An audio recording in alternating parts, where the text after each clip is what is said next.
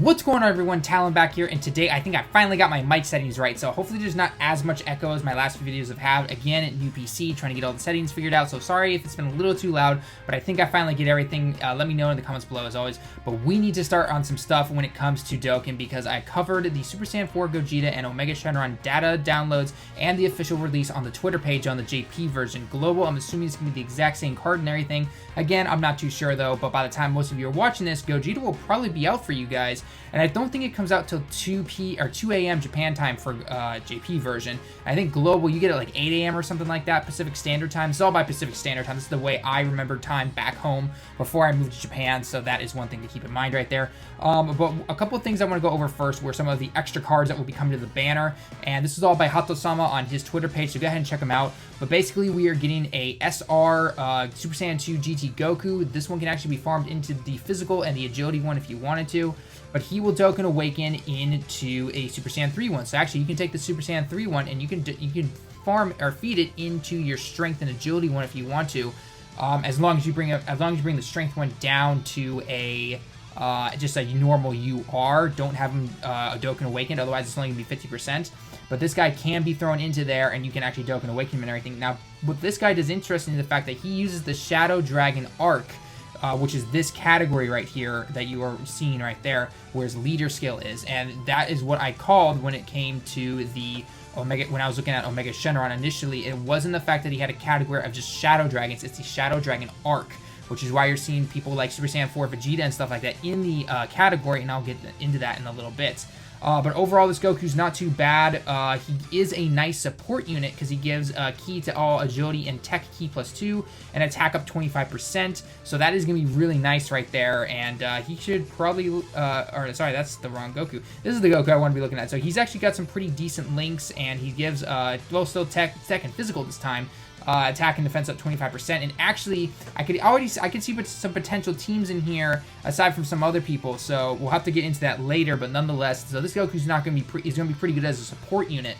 And then actually same with this Agility Omega Shenron. Now, this Agility Omega Shenron actually comes from, well, he didn't put the card in here, but there is an Agility SR Sin Shenron, so you can take that SSR form and farm him into the physical one if you want to. And this Agility one means that the Omega Shenron now has a farmable super attack, and this Strength one does it now if you want to too. So another incentive to pull for Omega, the fact that he has a semi-farmable super attack. Assuming again that these SRs are coming from the banner and not from a new story event. I've not heard of anything about it, so we'll have to wait and see. But nonetheless, that could be pretty cool. But that is another incentive though to go for the Omega Shenron, because he can, you know, you can farm a super attack up. Gogeta Super Saiyan 4, as awesome as it may be, as much as you might like him, doesn't have one. You need old Kais for him, and there is going to be an old Kai banner, but you know, it all depends on what you have and everything. So yeah. But anyway, so this Omega Shenron is also a pretty good little support unit here. He gives a tech and agility key +2, attack up 25%. He's got some pretty good links here along the lines of brutal beatdown, big bad bosses, shocking speed, the whole 9 yards. So he's definitely a pretty good agility unit right there, and also a support unit for this team, especially if you're going to be having people like Omega Shenron and Sin Shenron, both physical ones and everything like that. So that's pretty cool. Other than that, Omega was released as always, same with Gogeta, and other than that, that was pretty much about it. And then this just goes into the medals that you are requiring, which are not too hard. So again, Villain's doing pretty good stuff here. We're taking those SRs and feeding them all the way up to a UR, so that's pretty nice. So anyways, let's go back into the game here itself though, and we're going to take a look at the two categories, because originally we thought that Fusion was going to be like the most overpowered thing like no tomorrow, but that is not the case anymore. If we go into our characters here, and I go to cost, and I go to the categories here, and I go up to Fusion, okay? Fusion is really easy to look at. You can use the katakana right there, which is pretty simple. I've gone through videos beforehand of how to look at it. But anyway, so if we go into Fusions, I'm starting to notice a lack of Patara earrings, and that is because this is mostly in a fusion of something that is not. Something that uses the dance, or in the case of these guys, it uses that arm bracelet thing from the Fusions game or whatnot. And then, I don't know why Oob is in here. I thought Oob was in here. I thought I had Oob. Oh, that doesn't seem right. I have Oob, I thought. Anyway, I'll try double checking that in a minute, but nonetheless, so this is only Fusion Dance, guys. So basically, if you want to build, as of right now, in the moment of this game, a optimal Fusion team, At least on JP. Global, you're a little restricted because you don't have physical Go tanks or the Intel Go tanks. So you'll want to put the strength and the tech one on there for now. Although your tech Go tanks might suffer a bit due to all the over in a flash, fusion link, and all that stuff. So it is a little bit of a downside there because he has extreme damage on his 12 key multiplier. Again, it still hits pretty hard, but nonetheless, it is a little bit of a downside. Whereas the physical one, he at least still has immense damage. And he raises the attack. So, but basically, if you want to be looking at a team right now, if I go to my team here, and I'll just go over to... I did not want to do that. I don't know. Oh, okay, fine. I used this team because of the Master Roshi support items and everything like that. Pulled Khalifa here from the ticket banner, so called it. Yep, she was in the ticket banner and everything. But nonetheless, if we go in here and we take this out, so I'm going to use the, I don't know, I'll use Boo here, the Boo Janemba fusion as the Super Saiyan 4 Gogeta, okay? So your best team as of right now in this moment, at least, I think for the most part, I was talking with some friends, I don't think I'm missing anything. You'll want to throw in Int Gogeta, you want to throw in physical Super Saiyan 3 Go tanks. Another good hard hitter is this Tech Super Saiyan 3 Go tanks. He's the adult one. Again, I don't know if Global is going to get this because this is considered hero stuff. You could have him, I don't remember. But let me know that. I know he's been in the data banks for who knows how long, but that's just simply because the game is made by the same developers. We'll have to see if you guys eventually get it. I'm not really sure. I would be throwing in this Go tanks right here, and then as a support unit, I would be throwing in this Pandel, because what she does is she gives all of your allies attack up 30%. That is pretty huge right there, which is really nice. So that is something to definitely look forward to, and then that's kind of what your team would look like right there.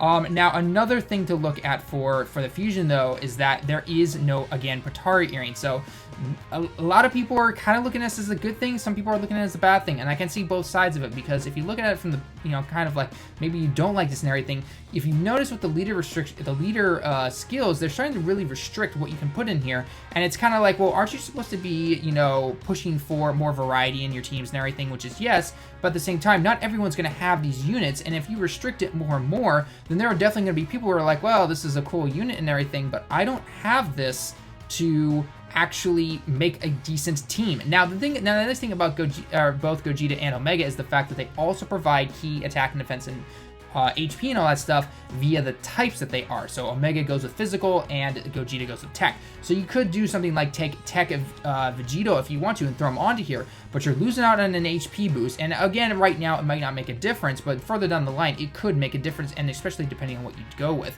But you're losing that on that HP bonus, and then Vegito himself, if you, for example, use him, he is losing out on that attack and defense and HP boost and all that stuff. Now, again, Vegito tech is not supposed to be the hardest hitter or anything like that, but nonetheless, it can sometimes make a difference, especially maybe in the defense department. If you get into harder events down the road, and he gets hit once, because let's face it, the enemies attack so much nowadays. If he gets hit, he could easily take like 50,000 damage instead of, say, 30,000 damage. Now, of course, I'm just speculating here. That's going to be maybe further down the line. Global, I don't think you're really in the area for that yet until you get the rest of the 120% leads. But JP, on the other hand, we could potentially be in that road. So it's going to be interesting to see. And from what we can also see, there are no other kind of fusion cards given out. But anyway, so let's take a look at the next category, though, and that is this. This is the this is the Shadow Dragon era category, okay? This is not simply just Shadow Dragons themselves. This is not a GT era thing, okay? These are characters that are within the Shadow,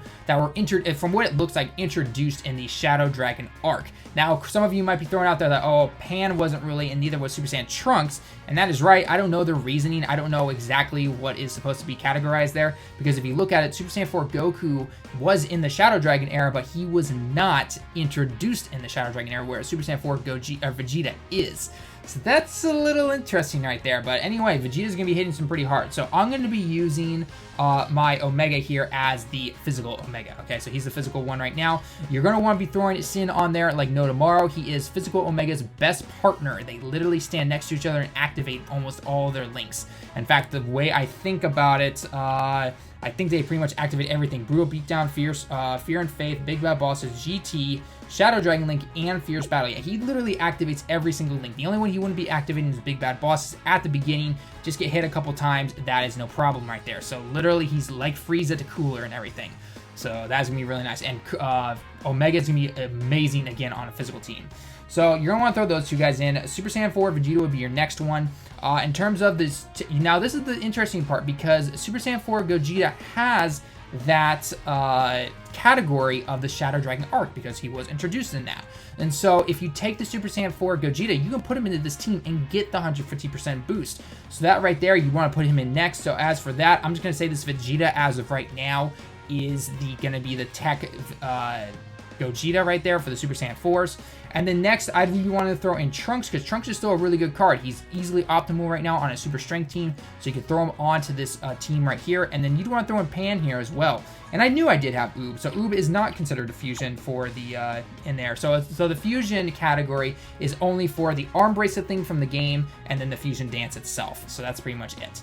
But anyway, so I'd want to throw Pan in there because she's a great support unit. Remember, support units, the higher the percents go for the leader skills, is going to make these guys even more powerful. Yes, and because she has a GT link, she's actually going to be attacking more, and her super attack will, again, raise the attack by 25% for one turn. Now, it's not a huge difference if you remember something like Super Vegito, and you've always seen some of us YouTubers put him second to more countering than getting the super attack off. That boost from the super attack is not that great and not that big of a deal, but nonetheless, every little bit of damage can help.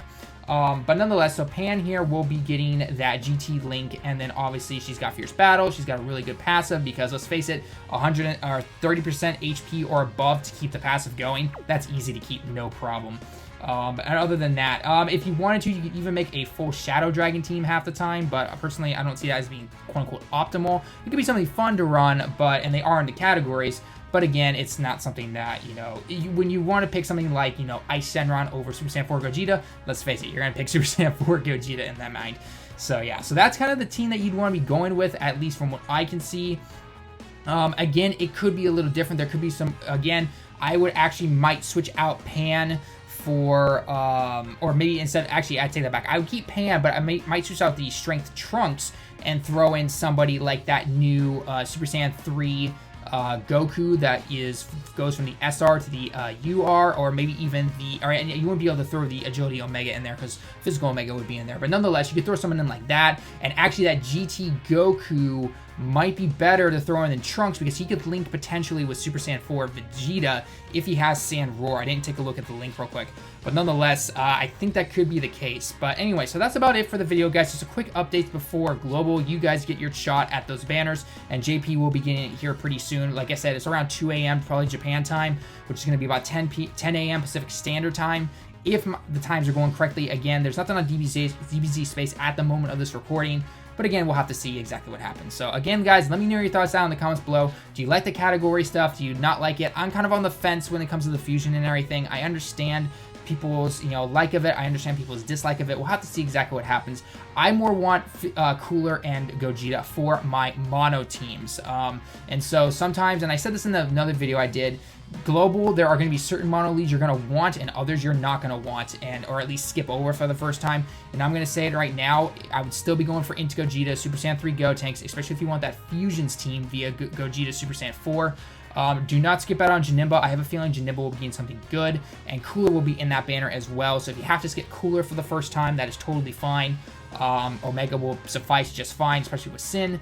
And then I will skip Kid Buu, skip Android 17, because actually Super Android 17, he's technically a fusion. He's not in the fusions, though.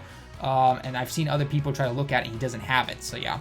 So, anyway, guys, I hope you enjoyed the video. Let me know your thoughts down in the comments below. As always, subscribe if you happen to be new, and leave a like if you liked the video. And until next time, everyone, I will see you in the next one.